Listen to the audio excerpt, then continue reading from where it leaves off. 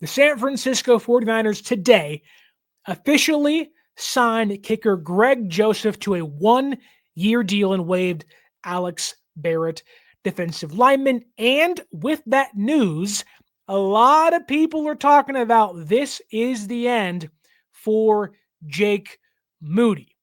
Now, do I think Greg Joseph can beat or will beat Jake Moody out for the starting kicker position or job? I don't. I think San Francisco was utilizing Greg Joseph, who, mind you, was the best kicker on the open market, to hopefully push Jake Moody into being a better kicker this season. Now, if Jake Moody, let's say he gets 9 field goal attempts during the preseason, where Moody is a great practice kicker. I've been there. I've seen him make 70-yard field goals in practice. It's impressive.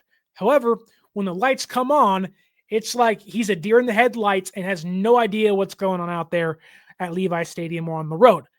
With that in mind, if Jake, to me, gets 3 field goal attempts per game against the Broncos, Raiders, and Chargers this preseason, and he goes 7 for 9, they're going to keep him.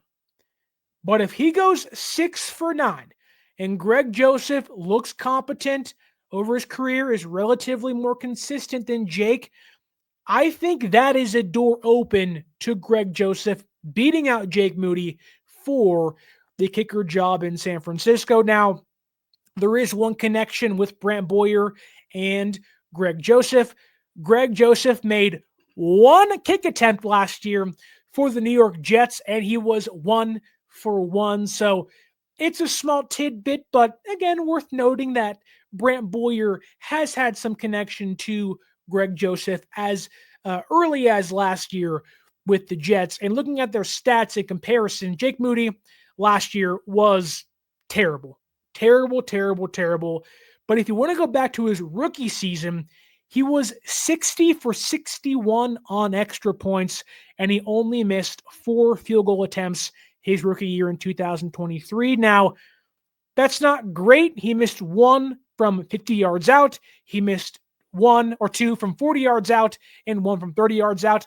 I think one of those came on the last game of the season against the Rams that year where all the bench players were playing. So I think what you wanted that. He also had a kick blocked in the Super Bowl. Then after having a okay rookie season, the expectation was Jake becomes, a better kicker in year 2. However, he cratered last year. You can certainly make an argument that the ankle injury cost him some. I would agree with that. However, Jake Moody was 24 for 34 last year. His field goal percentage dropped from 84% to 70.6%. That's really bad. He was one of the worst, if not the worst kicker in football last year when it comes to full-time kickers. He was terrible.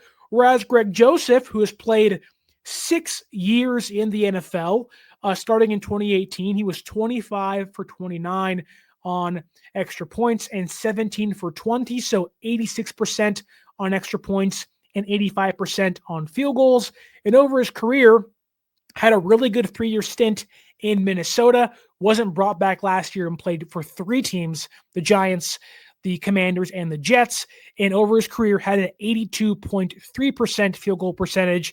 Now, the one point I've always made about Jake Moody is it doesn't matter where you draft a kicker, whether it's round 7, a UDFA, or the 3rd round. If they are consistent in making game-winning clutch kicks in the playoffs, who cares? It's well worth it. Now, in retrospect for Jake Moody, you wouldn't do that, right? Obviously, most teams wouldn't do that in retrospect. On top of that, San Francisco probably wouldn't do that in retrospect as well. But I've always said, as long as you're making game-winning kicks in clutch moments and in playoff games, Jake Moody's worth that pick. Now, when he's not doing that and he's not making kicks really in any game possible, cost you a handful of games last year, tried to give away the Buccaneers game last year, which, yikes, how do you miss 3 kicks back-to-back-to-back?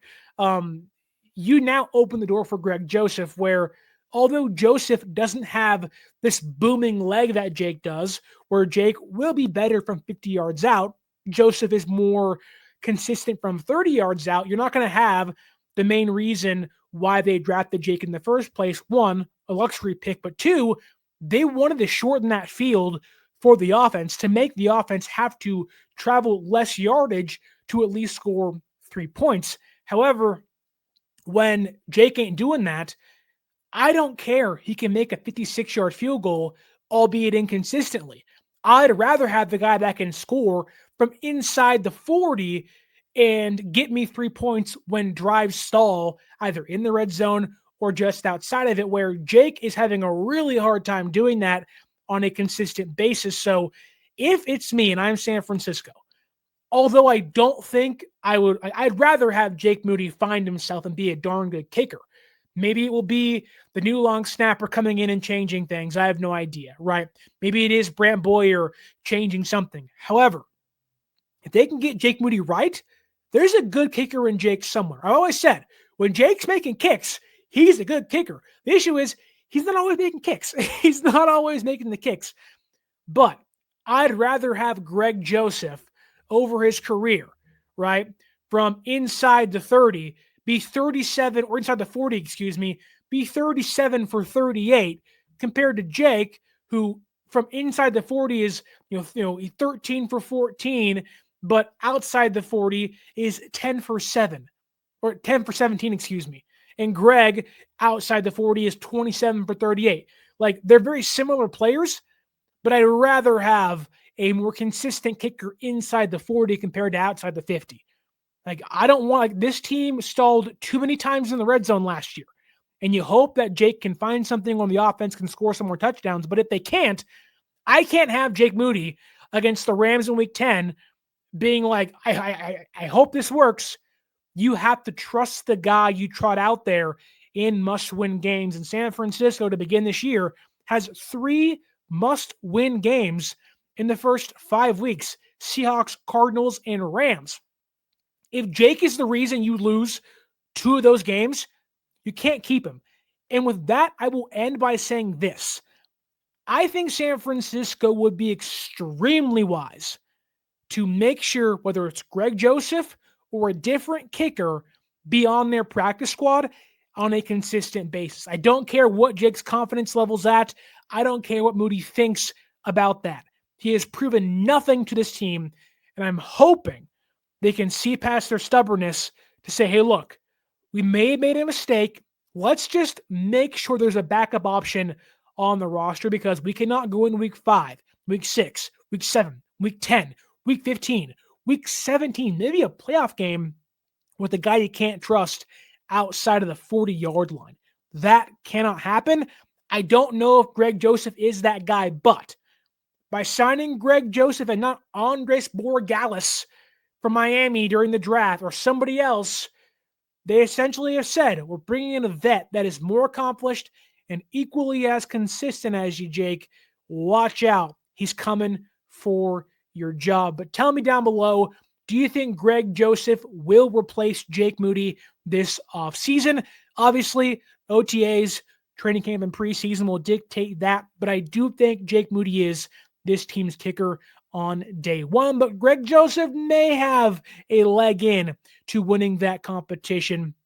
Time will obviously tell. And again, do you like Brock Purdy having a no-trade clause? Do you dislike that? Do you rather have San Francisco have some trade rights over his head, some negotiation power, if you will, if he doesn't become the player they think he will be in the future under his contract extension? And Fred Warner gets a brand new deal, 3 years, $63 million, likely giving San Francisco an easier cap hit and hopefully freeing up some money for them to be able to keep this window alive, well, and open to hopefully maximize and eventually, please God, eventually raise a Lombardi trophy in San Francisco for the first time since the 1994-1995 season, 30 years ago.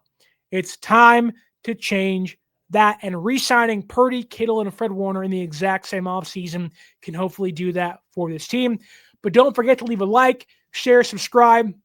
Leave us that 5-star audio podcasting review and follow us on social media at 49ers.access is the Instagram, 49ers _access is the X or Twitter, and use that promo code 49ers Access, 49 ERSACCESS at SeatGeek.com to save yourself $20 off your first purchase.